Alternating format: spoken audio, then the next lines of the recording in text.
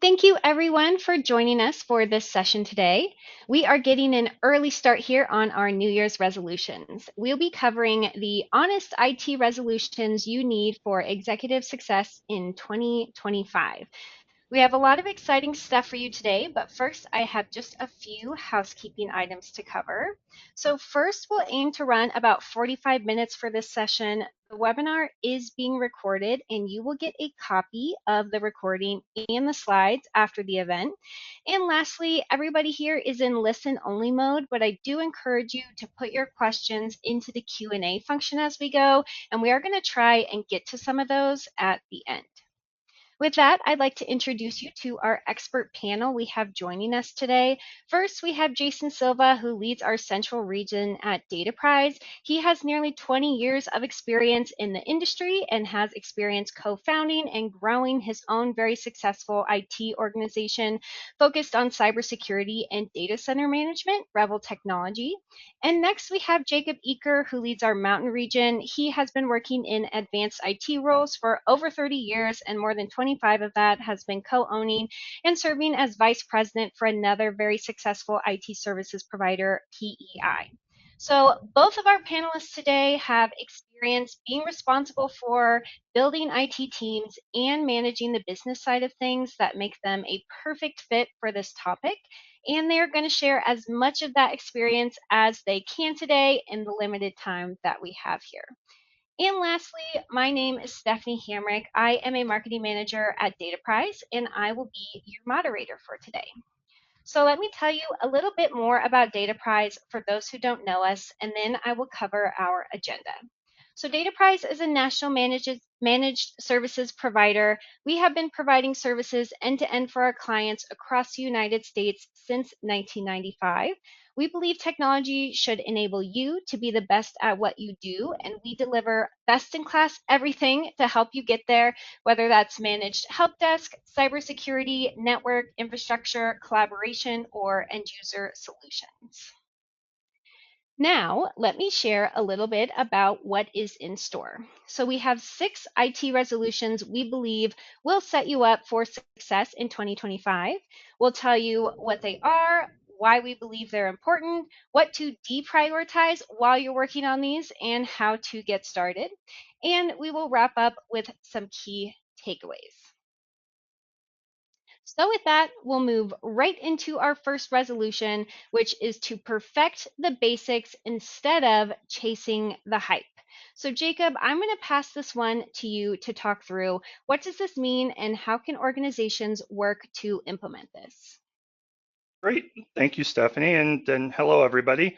Hope we're able to impart some information to you guys that you can use as part of these resolutions. The first one here, as everybody's seen over the last couple of years, we've seen new technologies sometimes almost on a daily basis. And it's very easy to get sucked into the capabilities that provides, the excitement of that new technology, and think it's going to solve all of our problems, whether it's security or business impact or otherwise. But I want to remind people that we have basics that we need to follow or that we should be following that have been true for the last 2, 3, 4 decades of IT work that is within there. And these are still very, very important to focus on and to be able to complete. If we have these things in place, a lot of these tools we're putting into our environments to counteract security issues or otherwise, they're going to be mitigated by just following the basics. And by basics, you have some that are on the screen there, but I'm talking about simple things like removing or disabling unused user accounts, removing or disabling unused computer accounts. I can't say enough. I know it's on the screen, but having multi-factor authentication on every single account that is within the environment, that alone stops 98% of the attacks that occur within the industry and is a huge component that often gets overlooked or misused within that. Password policies, also having those in place and following industry standards is hugely important. Um, Following your patching schedule or making sure that you have a patching schedule. Uh, Huge one here. We all say we're going to do this, But a lot of times when I query people, what doesn't get done is validating the backup and recovery strategies and testing those backup strategies, making sure that they work appropriately and preferably before you actually need them.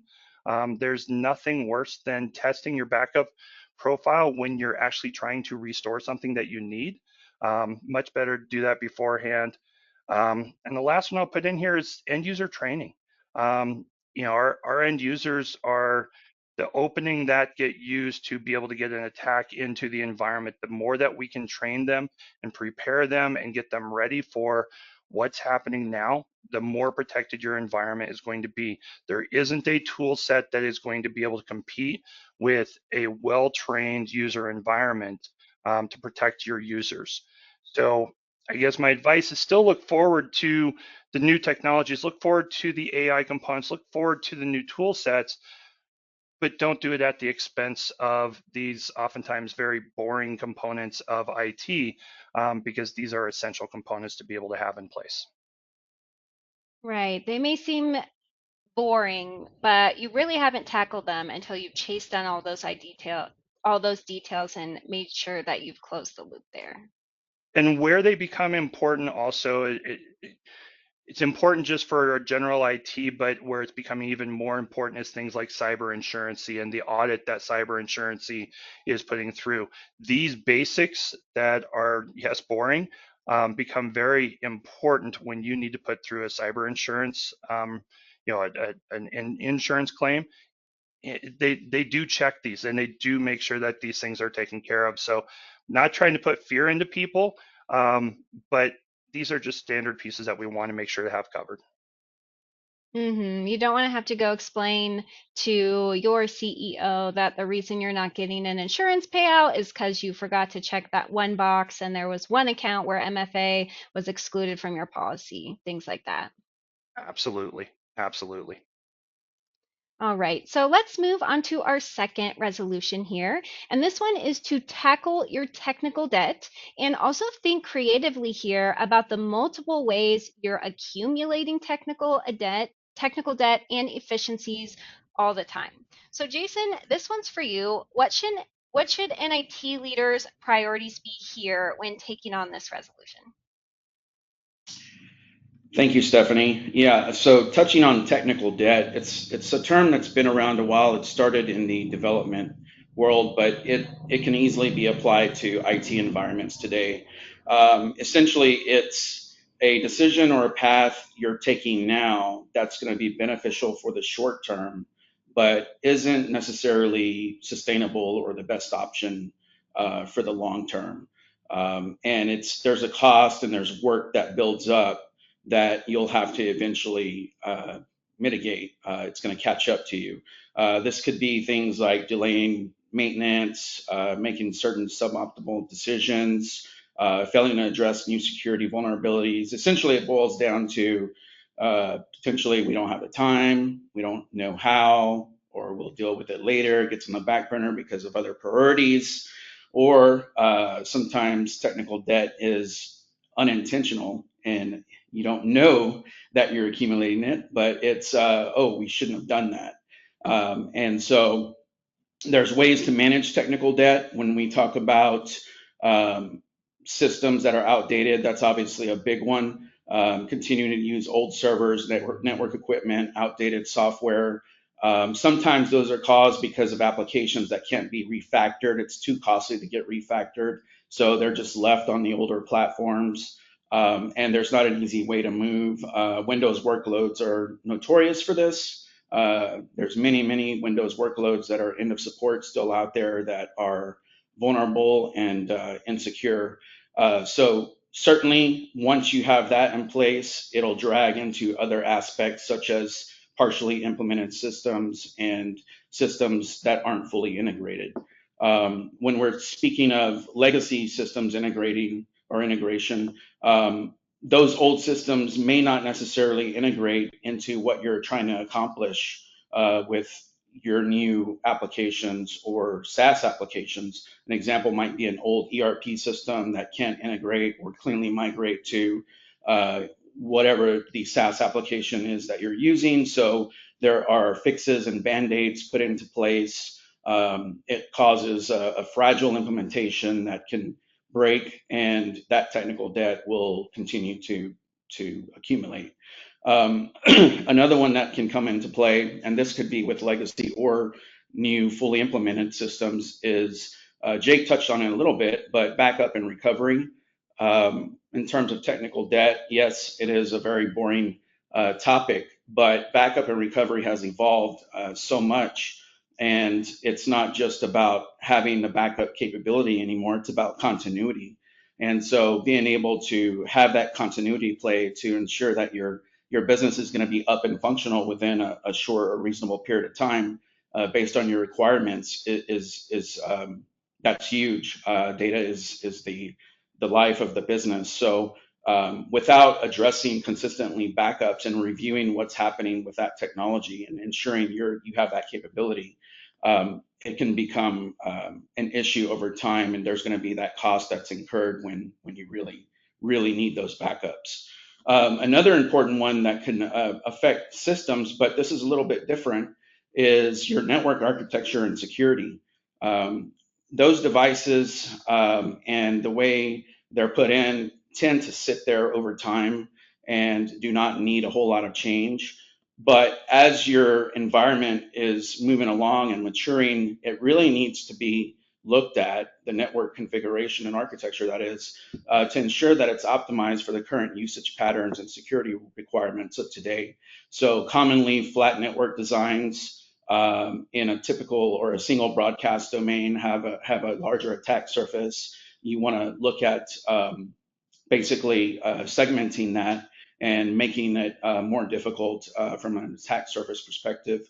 And often that's not ignored. Lastly, to bring it all around, I think this one is really important, is the technical debt in terms of documentation and knowledge management. It's probably the most notorious of things that fall through the cracks, is not having a properly documented environment, and you may have people that have the knowledge of the environment that depart or move on to other companies, and that knowledge is gone. So when you need to have something done or you need to have a fix, it could take a significant amount of time. There's not the documentation that comes into play that can be handed off to a new individual easily. And there are tools and configuration tools and automation that can help generate that documentation, but without it, you have a pretty significant technical debt in the environment. So looking at the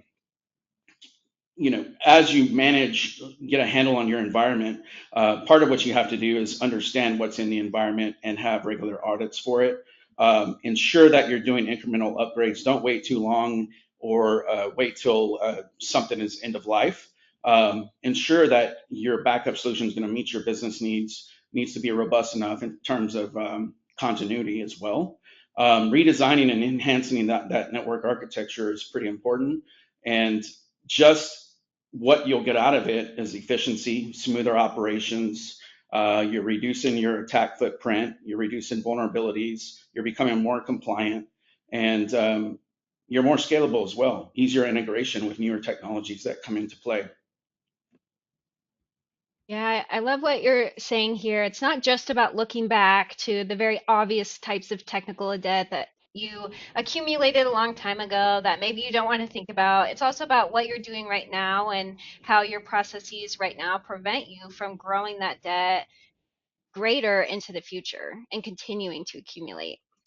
Right. And one thing to understand is there is some advantage to technical debt. You may have to make a business decision and balance on getting something done and putting something in that has to be done for the business, right?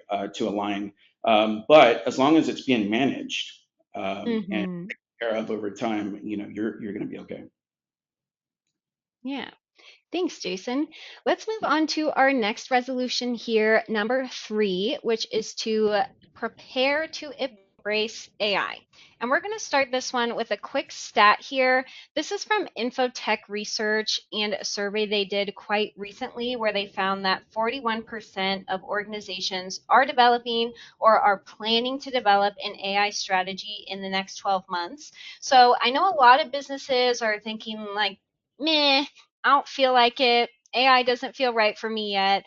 But I think we believe 2025 is likely going to be the year where we see a real separation between organizations that prepare for this strategically and those that are just pulled along with everybody else, which is likely not the category anybody wants to fall into, just being pulled along by what's happening in our industry. So, Jake, I don't believe we're saying businesses need to immediately try and adopt any AI tool that comes their way, but to start looking ahead, what should they be doing and prioritizing on this front and why? Sure. Well, I think the conversation of artificial intelligence is an interesting one because you do have two very distinct camps within artificial intelligence. You have the 41% that you just talked about that are embracing it, but the part that the stat doesn't show is they don't necessarily know how to begin into artificial intelligence. You also have the other 60% that are looking at AI and absolutely, I'm not going to put AI in. I'm not going to. Frankly, I'm scared of it, what its capabilities are otherwise. Um, and I think that the interesting part about that conversation is that conversation's almost too late. We're all already using artificial intelligence, and artificial intelligence has been around for quite a long time. The reason that it has turned into more of a buzz started with things like ChatGPT and Copilot, and now everybody has their generative AI component in place. But we've had automation and artificial intelligence and embedded AI tools for a number of years. They're included in a lot of the tool sets that we already use in our environment, whether that be for HR or security or ERP or whatever tool set you may have. Most likely there's an artificial intelligence component that's built into it. This conversation here is really talking about generative, right? It's talking about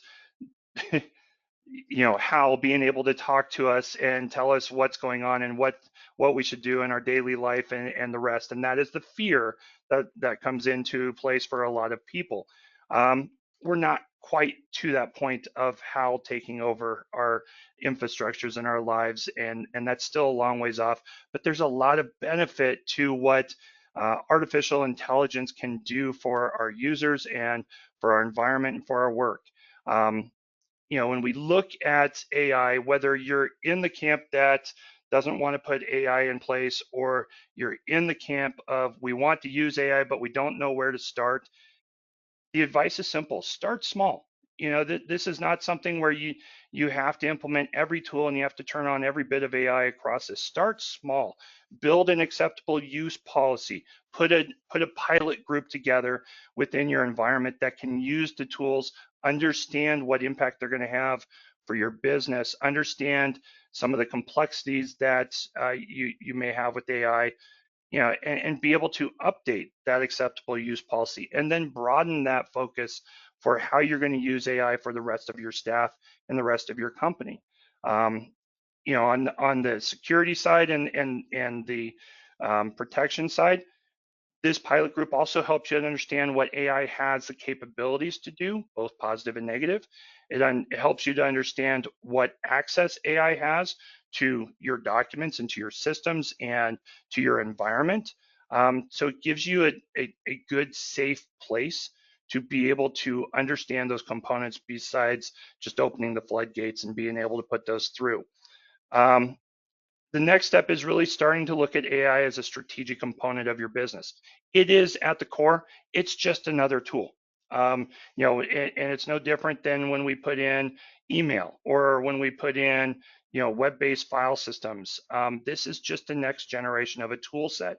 So sitting down and thinking about how strategically can you use this for your business to set you apart from your competition or from others, it's a helpful component to be able to walk through besides just jumping straight into the tool set itself. That is a component that I think a lot of organizations kind of miss within their AI journey is how do we want this to help us? How do we want this to help improve what our individuals do? The next step I would look at within there is what are repetitive tasks or repetitive duties that your organization does now that could use artificial intelligence and automation to be able to do those items faster, or to be able to do more of them? And how can you leverage that so you can free up those individuals that are doing those tasks to do something else? That is really the base intent of what artificial intelligence is there for. It's what the automation is there for. It may take a little bit to be able to put that in place, but those are the cycles to be able to look at for artificial intelligence, so that you can use it strategically in your environment. I think that is a huge component that most organizations, almost all organizations I talk to, have repetitive tasks that they are working right now that they would love to be able to throw more manpower to or more cycles to, but they can't afford to. You have these tools with AI that can do that for you and free up the resources to be able to use for others. Um, Another one that I look at often with AI is, do you have KPIs that you are manually putting together today, or using some sort of tool sets to take some of the manual components off, that you could use artificial intelligence to be able to combine, to be able to put together and be able to automate that? Again, it's removing that manual component, removing that repetitive component, and being able to allow those individuals to focus on items that are more important, and would be able to propel the business even further than they are now. So yeah, I think AI has a lot of benefits that come as part of what they can do for the business. I think it's already in use. If you look at your tool set you have in place, I can almost guarantee there's at least one tool set in your environment that has artificial intelligence embedded within it. Um, and extend that, be able to use that, to be able to move forward. Don't let fear get in the way of a good business use case for artificial intelligence, but be smart in how you approach it and be forward thinking and thought provoking in how you approach implementing AI into your environment. You do that, AI is going to be a good tool set for you to be able to use. Yeah, I think that's great advice and kind of goes back to our resolution number one here, where even though in this case we are saying, embrace a new technology, look forward, we're not saying to just chase it in an unplanned way. We're saying, remember the basics. Anytime you implement a new technology, you don't just kind of turn it on and hope for the best. You do all those planning steps that you just mentioned to make sure that it will be successful. Right, right. I mean, this same process that all businesses have used going back years upon years to invest into new technology, new capabilities, new functions. Those same approaches need to be applied to AI. It is not just a turn it on and let it loose and see what happens at that point. Hmm. All right. Thanks, Jake. We are going to move on to resolution number four, which is to strengthen your cybersecurity practices. This one is likely not to be a surprise to anyone, but Jason, do you want to share with our audience the way that we're advocating they go about this? Sure. Yeah. And, a little bit of this starts with Jake's first resolution on really like just getting back to the basics. I really like that. You have to have a strong foundation from a cybersecurity standpoint, and a lot of it is very basic. A lot of the attack vectors, the attacks that are happening, are things that were missed at a basic level. So you can have all of the nice tools and proactiveness, but if the basic items aren't being taken care of, that's going to be a problem potentially at some point. How do you do that? What can you do? Understanding the posture of your environment. Um, that could mean, having a security assessment, self-assess, or having a professional, someone like Dataprise, help out and assist with that. But understanding where your security posture is, so you can define what steps you need to take to get where your business needs to be. And those steps should generate how you can mitigate and bring down your risk within the environment. The second one is definitely the human factor, the human element. and ensuring that employees are trained on what to look for. So really leveraging and having a program for user awareness training, whether you're doing that in-house with your own cybersecurity strategy or you're having a third-party help with that. That is huge. You'll get the analytics on who's improving and who's not, and it's going to be helpful in the long run because the social engineering and human element is a big weakness. And again, as I mentioned, as part of this vulnerability management, you have to know where you stand with your patching. So understanding, where those gaps are. If you have a firewall that hasn't been patched, how do you do that? How do you know in an automated way what needs to be done? And those capabilities are there to bring down that risk and that attack surface. Email is obviously another big one that ties into the human or the user awareness training, but ensure that you're leveraging all of the capabilities with your advanced email security solution, and also getting the basics down by ensuring whatever you're doing in the cloud in O365 is at a best practice level as well.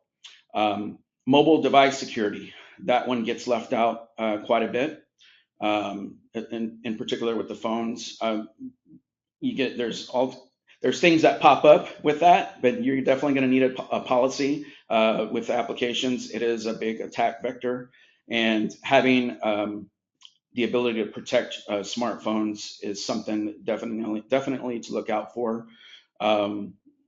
Someone was telling me the other day that insurance firms are actually starting to look at making that a requirement now in terms of being able to uh, have a claim process. So little things like that can go a long way if something does get through. And lastly, just the basic things, having the password policies in place, having your group policies at a best practice level, and workstation policies at a best practice level all go a long way in lowering your risk, ensuring that you're compliant in whatever industry that you need to be, and giving you the capability to meet insurance requirements as well. So at the end of the day, it's really about getting the basics down. If you do have tools in place, leveraging those, and then you can start to make leveraging those to their fullest, and then you can start to make moves into being more proactive, getting into managed detect and response, getting into cloud-based security tools that are a little more advanced. There's a lot of innovation out there that's very helpful with the vendors that are available in the market, but having the basics down are going to benefit you tremendously. Mhm. And there is a QR code on the screen right now. If you all want to download our Cyber Essentials checklist and see some of those things that Jason was talking about, learn where we would start and copy us here, you can download that. We will also be, when we email out a link to the slides and the recording, we will email you a link to that checklist as well. So if you don't have time to scan it, don't worry. We will make sure you get a copy of that. All right, with that, let's move on to our fifth resolution here, which is a related one, tackling data privacy and compliance. So, Jake, this one's for you. Tell us why Sure. it's important to prioritize this area specifically for 2025 and not just roll it up under the security umbrella and hope for the best. Well, and I think that's key. Jason talked about cybersecurity, and a lot of times compliance and data privacy gets lumped into cybersecurity when really it should have a focus on its own. Yeah, when we talk about compliance, it used to be in the past that certain organizations in financial sector or healthcare, they knew they had to have compliance. And sometimes those compliance metrics were a little bit nebulous, but they've become more and more direct as time has gone on. And the hard part with those compliance is knowing exactly what you need to do to be compliant. There's a lot of different guidelines, there's a lot of different frameworks out there for it, but it is important for those industries to be able to look at the compliance, to be able to make sure that they are within the regulations for what those compliance hold. The part that I wanted to bring up today is not so much for those individuals, but for the groups that work with financial sector, that work with healthcare. A lot of the compliance policies, whether we're talking SOC, ISO, HIPAA, all of these have components that if you are a vendor or you are a partner to somebody that is compliant, that is required to be compliant, you also in effect need to be compliant with those standards as well. And we're starting to see this become more pronounced within the industry, and more pronounced with organizations. We're starting to see organizations that have partners that are in many ways forcing those partners to go through compliance themselves. And this is becoming more relevant. It's becoming more day to day than it has been even in the last year. So we're starting to see people require vendors to be SOC compliant, to be ISO compliant. Um, the interesting part about compliance is it's not just a technical solution. When we're talking about compliance, there is a technical component, sure, but there's also a policy component that comes into it. There's an auditing component that comes into play. There's structure that you have to build as a business to be able to follow, to be able to have that. Even just some of them require having a notification, a paper notification at the front of the office. Do we have that in place?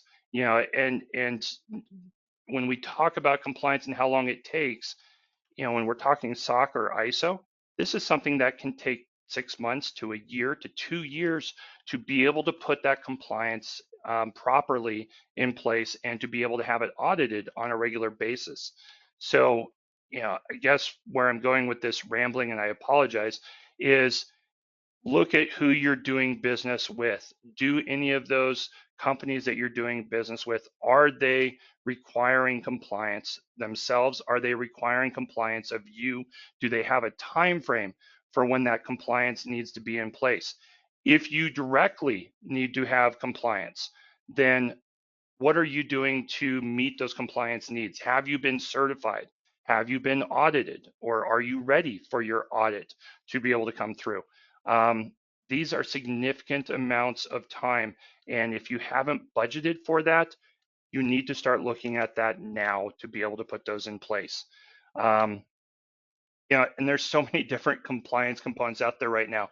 You have SOC compliance, you have ISO compliance. If you're federal, then you have CMMC compliance. If you're dealing with Europe or any foreign country at this point, you have some variant of GDPR. If you're dealing with credit card information, you have PCI compliance. So I can almost say every organization has some compliance that they fall into, and take it seriously. Look at what the requirements are, put that in place. Yes, it's a commitment, but it is worth it, and you're going to have to do it at some point. So I'd rather that you be proactive with getting that compliance in place versus reactionary, where you have to put it in place. So take some time to be able to look at that for the compliance component. Separating that out a little bit, we have data privacy. Data privacy in a lot of organizations right now is privacy through obfuscation, meaning that they have file servers upon file servers that exist in their environment, or file repositories in the cloud that has old files that people don't know the permissions on, or they've been in place for 20 plus years and those permissions have changed. And honestly, people don't know what access they actually have in those file servers, and they probably have more access than they probably should. Where this becomes more relevant is when we start looking at things like one of our components in here, artificial intelligence. Once you put artificial intelligence in place, in a snap, in an instant, it has the ability to go look at all those areas where you have access into and to pull information from that. So implementing a good data privacy strategy um, first starts with looking at what permissions do we have out there and what do we want it to be. The second step of that is looking at, do we have privacy tags that we either want to manually put in place or that we want to have automatically put in place to provide an added layer of protection for the information we have within our organization. As well, do we want to have some sort of encryption capability for internal and or external, if we're sending that information across, to be able to leverage those components within that data privacy.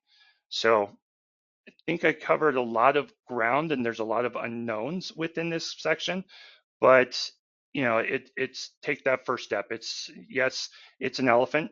We need to eat the elephant, but let's take it one bite at a time, and start on that first step to be able to move forward with, putting data privacy and compliance in place.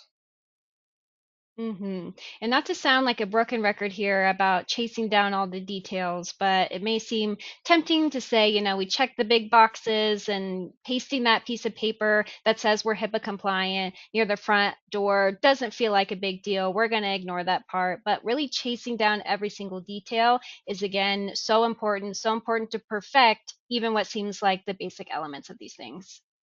It's funny, the when HIPAA came into place, and especially we all heard the fun that HIPAA, that medical organizations did when they put HIPAA in place, and that the guidelines and the recs weren't all that clear, but they are more clear now. And looking back today at what those recs are, and then going into a medical office and looking around to see, do they have the posted information? Are they locking the screens? It's interesting to be able to, you can see it in your daily life. This is not just something that we do from a business perspective, but it affects every area of our daily life as well. hmm Okay, so resolution number 6 here, focus on improving user experiences and outcomes. Sometimes our users get forgotten in the race to show IT's value to revenue generating areas of the business, but often focusing on users and their experiences can have big and positive outcomes for the company. And we have another stat for our audience here. This is one from a survey by Salesforce and Forbes Insights that I think really demonstrates the value of focusing on the support function for users. So 30% of workers who are dissatisfied with work technology plan to leave their employer within 12 months. So if you go walk into the office, you ask your organization to put a price tag on how expensive something like voluntary turnover is, you'll find that these types of goals, even though they don't feel super connected to those revenue generating areas of your business, they can have a really strong impact on your business, on the bottom line, on those numbers that everybody's working towards. And technology can help support these things. So Jason, I'm handing this one off to you. Can you tell us more about this and what it might look like? All right. Yeah, improving user experiences and outcomes. So we know um, our people, employees are super important to the business, and there's different things, there's different ways to ensure that the experience they're having and the outcomes that can take place are not only beneficial to them but to the business as well. It's a win-win for everyone. And so I kind of took this in a different way. I looked at technologies that were definitely beneficial to the user, um, but were technology driven, right? And will show benefit and positive outcomes. Just going back on that last slide that you brought up, the first one was leveraging the advanced collaboration capabilities. Uh, having that capability, many of you may already have it today, a Teams and Asana, something that's available that can be leveraged to work on documents collaboratively online at the same time, to be able to manage projects, automate workflows, definitely facilitate remote work where that's necessary, and bring down any geographical boundaries. That's super beneficial. Most of the tools are there. It's just a matter of leveraging them more potentially if you're not already. So collaboration and communication platforms will certainly um, bring out individual and team outcomes. And so that's the first one I wanted to mention. The second one is certainly a learning management system.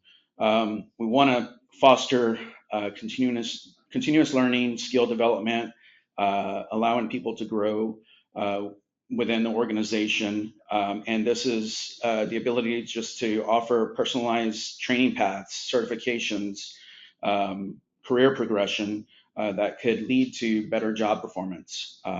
Most people want to learn and continue to improve in their career. And so, learning management system will be another one that can benefit an organization and bring about positive outcomes for users. Um, Another one I want to add is employee feedback and engagement tools.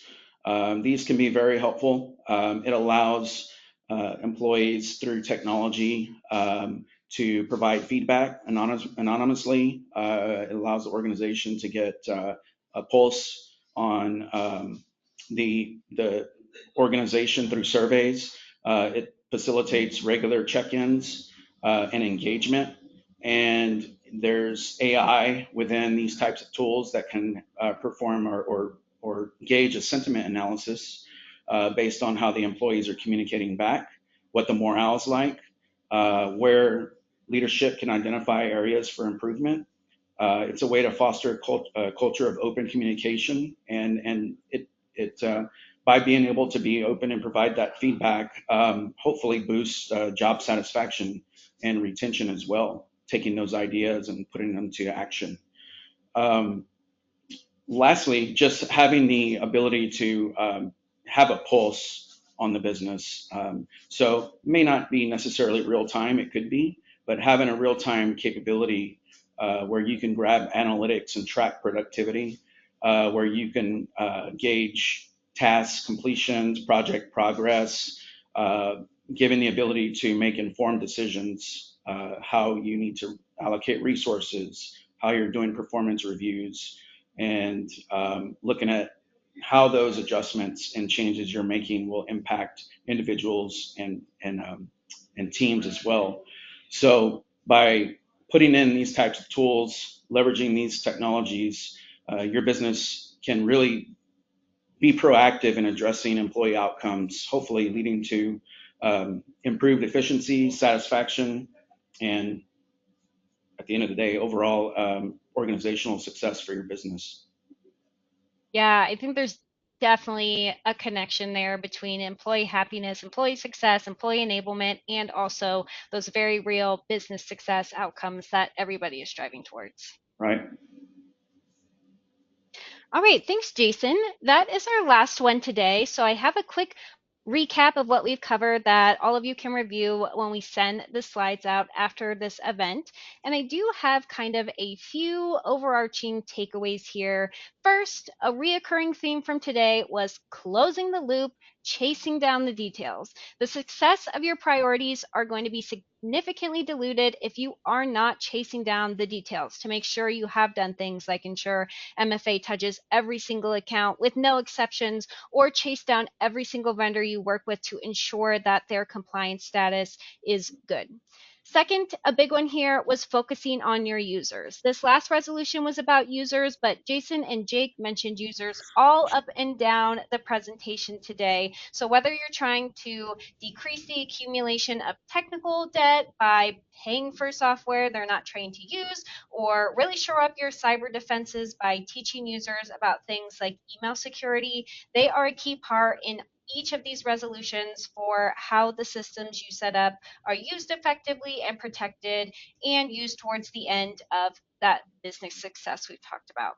And lastly, while a lot of our messaging today was about getting back to basics, chasing down the details, that doesn't mean that we're talking about small wins. Many of the things we talked about today can have a big impact on your business, like increasing the return you get on your existing investments, all the way to things like significantly reducing your cyber risk and your risk of being uninsurable.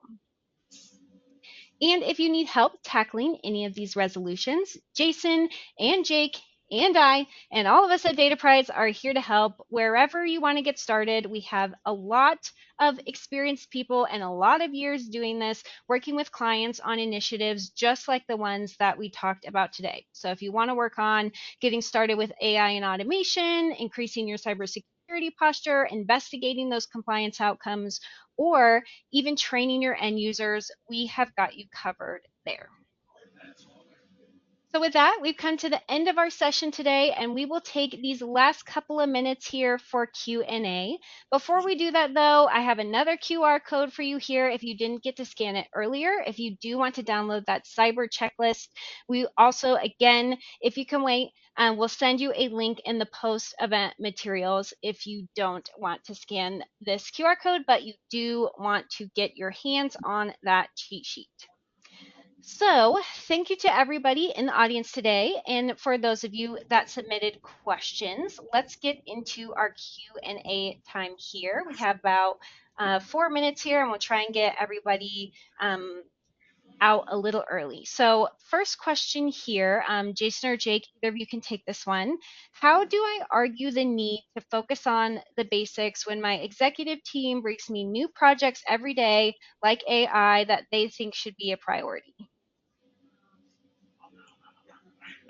That's a great question. It is a balance, right? When we talk about doing the basics, I think a lot of time that executives assume that the basics are already done and are being taken care of. And the reality is, when we talk about the basics, these are cyclical components. These are items that we always constantly have to be going back to be able to investigate, to validate that, that they're being taken care of, because the environment changes, people change, and so educating the executives on the necessity for this, and that it's not a one-time only effect, is an important perspective within that. Yes, we all want to focus on the new capabilities, the newfangled tools, the what it's going to bring, and the AI and all the other components. Um, we like, from a technologist perspective, I love those because they're fun to play with tools, and they're fun to see what they can be used for within the business, and more to the business impact, they do have an effect on the bottom line.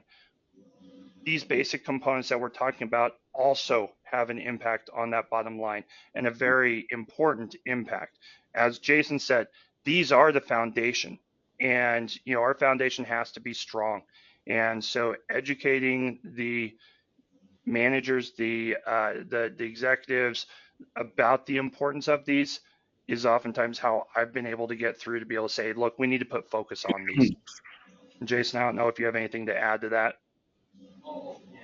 Yeah, it's also aligning with the business and prioritizing. But the basics, that my message is, those are things that a provider can handle, right? It allows you and your teams to handle the priority and the important projects and what's going to help drive the business. Those basics getting taken care of, and mitigating risk can be offloaded if it makes sense for your organization to do so. Awesome. All right, we'll try and get to just one more question here. Which should be a priority when I think about modernizing, moving to the cloud, or trying to adopt AI or automation Can the answer be yes? solutions? No, joking aside, I think the answer comes back to the evaluation of what the impact of each of those is going to have on your business. Not so much the technology itself, but what is the impact? What is the cost of that? What is the training that's going to go into it? What is the effect on the bottom line for each one of those? Each one that you mentioned can have a profound impact on organizations. And yeah, we'd love to be able to do all of those, right? But I haven't found an organization yet that has an unlimited budget for technology. Still searching for that. But it is a matter of what are the business priorities and what are the benefits, and which is going to give you the best benefit for where you're trying to go with the organization. Yeah, and I think it's also, looking at why you're doing something. Where is the business going to have the most benefit? Why are you trying to leverage AI? Is there some competitive advantage you're trying to gain? Does it make a better sense to prioritize that versus something else that may be on the agenda? So really narrowing down and having a plan, rather than just trying to embrace without a strategy moving forward.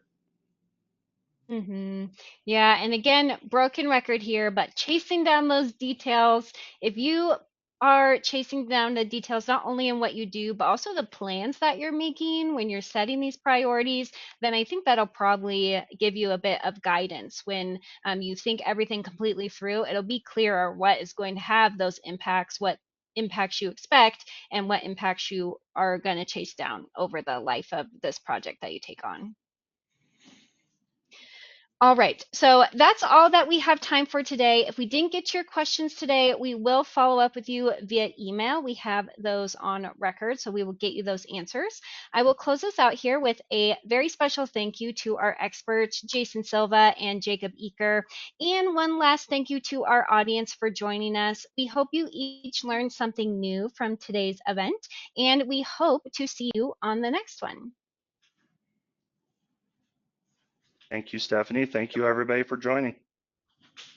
Bye-bye.